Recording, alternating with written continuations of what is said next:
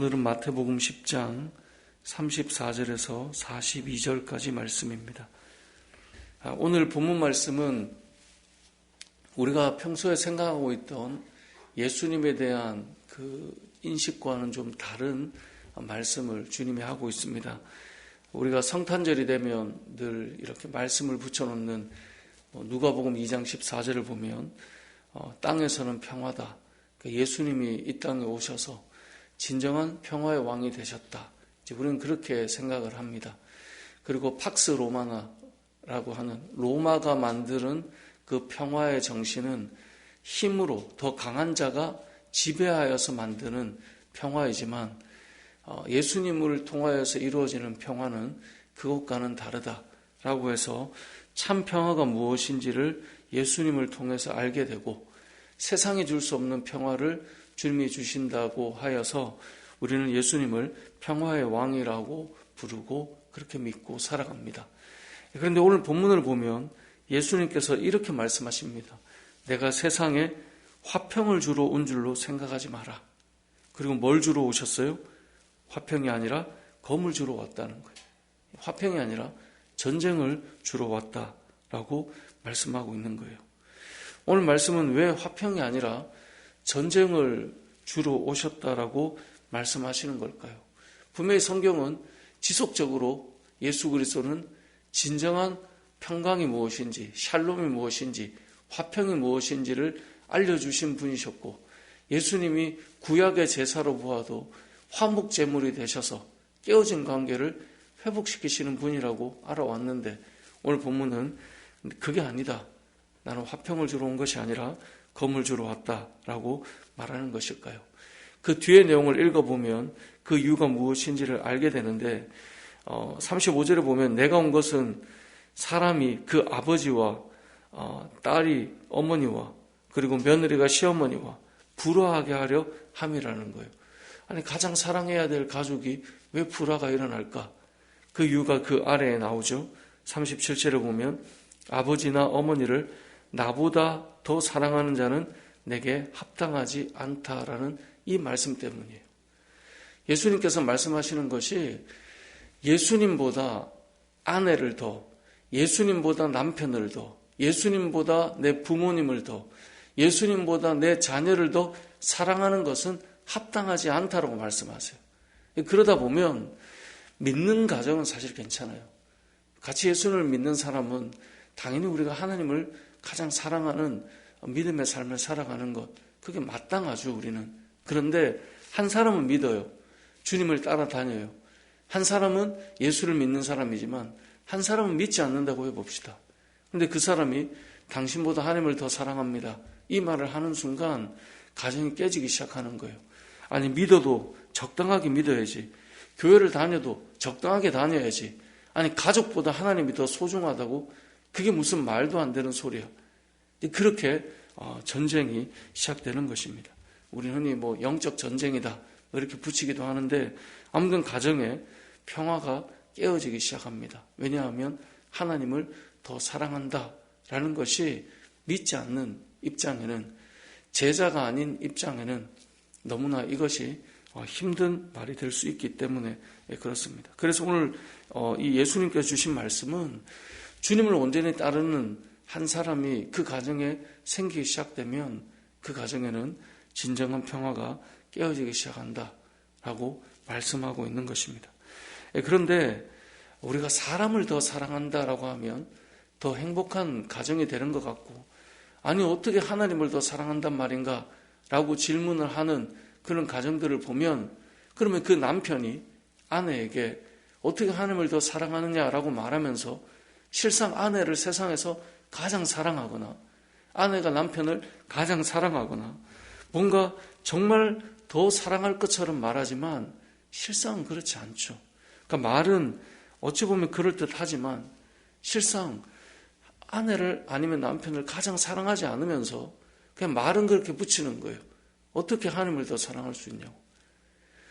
정말 이 진정한 평강이 시작되는 곳은 예수님을 사랑하고 하나님 안에서 가정을 사랑하며 세워가는 것이 되어야 하는데 이제 그런 부분들이 되지 않을 때 일어나는 현상이 오늘 본문에 주님이 말씀하는 그런 내용의 현상입니다. 그래서 36절에 보면 사람의 원수가 자기 집안 식구가 된다라고 말해요. 왜 그렇습니까? 한 사람은 주님을 너무나 사랑하고 따라가고 있는데 한 사람은 주님을 사랑하고 따라가는 것이 무엇인지 알지 못하기 때문에 그렇고, 이 말씀은 미가서 7장 6절을 가보면 그 시대에 정결한 자가 없다라고 하는 그 세대 속에 미가가 예언한 것과 동일한 말씀을 예수님께서 인용해서 지금 사용하고 있는 것입니다. 오늘 말씀에서 주님이 하고 싶은 말은 내가 검을 주러 왔다, 이것이 사실 핵심이기보다 누구를 더 사랑해야 된다고요? 오늘 지금 이 10장 말씀은 제자가 살아야 될 삶의 모습, 제자도에 대한 이야기이거든요. 결국 제자들은 그 누구보다 주님을 사랑하고 살아야 한다라는 것을 말하고 싶은 거예요. 근데 그렇게 살다 보니 우리에게는 때로는 이러한 전쟁과 같은 일들이 일어나는데, 사실 가정의 진짜 평강도 모두가 그리스도를 가장 사랑하며 그 안에서 서로 사랑하는 것이 진짜 행복이라는 것을 우리가 사실은 경험하게 된다는 것도 오늘 말씀을 통해 생각해 보아야 합니다. 그러니까 정작 입술로 아니 하나님을 어떻게 나보다 더 사랑해? 라고 말하는 그 사람이 정말 아내를, 남편을 누구보다 사랑하고 세워가는 일들이 실상은 잘 일어나지 않는다는 거죠. 그렇다하게 붙여놓고 늘 전쟁이 일어난다는 것입니다.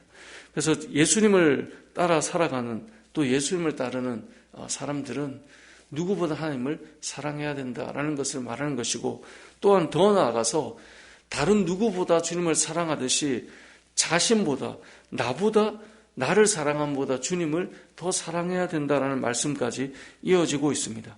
그게 뭐냐면 38절, 39절인데요. 38절에 보면 또라고 되어 있죠. 그러니까 누구보다 나를 사랑해야 된다는 말씀과 또 자기 십자가를 지고 나를 따르지 않는 자도 내게 합당하지 않다. 그것 역시 제자의 길이 아니다라는 겁니다. 자기 십자가는 무엇입니까? 우리 각자에게 맡긴 예수님께서 지셨던 십자가와 같은 사명이 저에게도 있고 여러분에게도 있습니다. 그러니까 신앙생활은 우리가 제가 늘 말하지만 내 머릿속에 펼쳐놓는 것이 신앙생활이 아니라 하나님께서 나에게 맡기신 사명을 가지고 살아가는, 자기 십자가를 지고 살아가는 것, 그것이 신앙생활입니다. 그것이 제자도입니다. 그것이 그리스도인들의 삶이라는 겁니다. 그래서 38절에 자기 십자가를 지고 자기에게 맡겨진 사명을 따라서 주님을 따라가지 않는 자도 합당하지 않아요. 근데 이 십자가에는 항상 어떤 의미가 담겨 있어요? 죽음이 담겨 있고 희생이 담겨 있어요. 예수님의 십자가는 죽음과 희생을 통하여 우리에게 구원을 이루신 십자가잖아요. 그러니까 우리에게 맡기신 십자가도 동일하거든요. 그래서 39절에 보면 자기 목숨을 얻는 자는 잃을 것이요 나를 위하여 자기 목숨을 잃는 자는 얻을 것이다. 이게 무슨 말일까요? 자신의 목숨보다 주님께서 맡기신 그 사명과 가야 될 길을 더 소중히 여기고 갈 수 있는 마음, 그게 그럼 쉬우냐? 쉬운 일은 아니죠. 예수님께서도 십자가를 지시기 전 겟세마네 동산에서 어떻게 기도하셨는가를 우리가 성경을 통하여 보게 되잖아요. 주님께서도 그 십자가의 그 길을 갈 때 얼마나 마음으로 하나님 앞에 기도하셨는가를 우리는 보게 됩니다. 그것은 우리 역시 주의 길을 걸어갈 때 어떻게 그 길을 완성할 수 있는가를 보여주는 내용인데요. 아무튼 오늘 이 본문은 자기의 목숨도 하나님을 사랑하는, 맡기신 그 사명을 맡기신 주님을 사랑하는 것보다 자기의 목숨을 더 사랑하며 살아갈 수는 없다라고 하는 것을 알려주고 있는 것입니다. 오늘 본문은 이 제자도에 대해서 말씀합니다. 그리고 그렇게 살아가는 제자에 대해서 40절부터 42절은 그들을 잘 영접하고 섬기는 것이 또한 하나님의 뜻이다라는 것을 알려줍니다. 그래서 40절, 41절, 42절에 보면 너희를 영접하는 자는 나를 영접하는 것이다. 여러분, 믿음의 사람들 한 명을 잘 섬기는 것, 그건 주님을 섬기는 마음이에요. 간혹 선교사님들이 이제 한국에 와서 이렇게 잠시 이렇게 머물다 또 가는 시간들이 있지 않습니까? 그럴 때 우리 성도님들이 이런 모습 저런 모습으로 섬겨주시는 것 저는 너무나 귀하다고 생각합니다. 왜냐하면 주님께서 부르셔서 주님께서 맡기신 그 삶을 살게 하시는 주님의 제자들, 그들을 위해서 섬기는 마음, 그것이 오늘 나오는 거예요. 너희를 영접하는 자는 나를 영접하는 것이다. 여러분, 우리가 믿음의 사람을 잘 섬겨주는 것은 주님을 섬기고 영접하는 것과 동일한 마음이다라는 거예요. 이것은 꼭 선교사님이어야 되냐 그 말을 하는 건 아닙니다. 42절에 보면 제자의 이름으로, 누구든지 제자의 이름으로 이 작은 자 중 하나에게 냉수 한 그릇이라도 주는 자는 내가 진실로 너희에게 이르노니 그 사람이 결탄코 상을 잃지 아니할 것이다. 아주 작은 한 사람에게 냉수 한 그릇, 물 한 잔 떠서 주는 것조차도 하나님께서 기뻐하실 일이라는 것이죠. 믿음의 공동체 안에서 연약한 자 한 사람, 작아 보이는 한 사람, 그 한 사람을 섬기는 것, 그것이 주님이 또 하나님이 기뻐하시는 일이다라는 것을 오늘 본문은 우리에게 말씀하고 있습니다.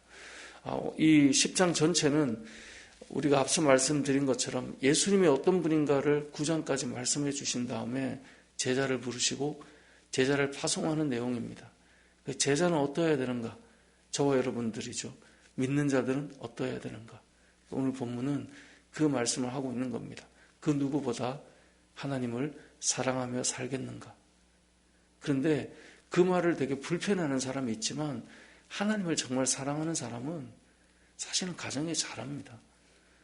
그 이상하게 말을 이렇게 붙이는 사람들이 잘하는 것보다 정말 주님을 사랑하는 자들이 남편에게, 아내에게, 또 자녀에게, 부모님에게 훨씬 잘한다고 저는 믿습니다. 그래서 우선순위가 중요합니다. 무엇보다 하나님을, 주님을 더 사랑하겠느냐? 믿음의 길을 걷는 제자들에게 던지는 질문입니다. 뿐만 아니라 심지어 너의 목숨보다도 너에게 맡긴 그 사명을 맡긴 주님을 더 사랑하며 그 사명을 따라 살아가겠느냐? 그리고 작은 자 한 사람도 주의 이름으로 살아가는 자들을 영접하고 또 소자 한 사람에게도 냉수 한 그릇을 섬겨줄 수 있는 그런 삶을 살아가겠느냐? 그것이 제자의 삶인데 저와 여러분의 삶이 이러한 주님을 따르는 온전한 믿음의 삶이 되고 예수님의 제자의 삶이 되시길 주님의 이름으로 축복합니다. 아멘.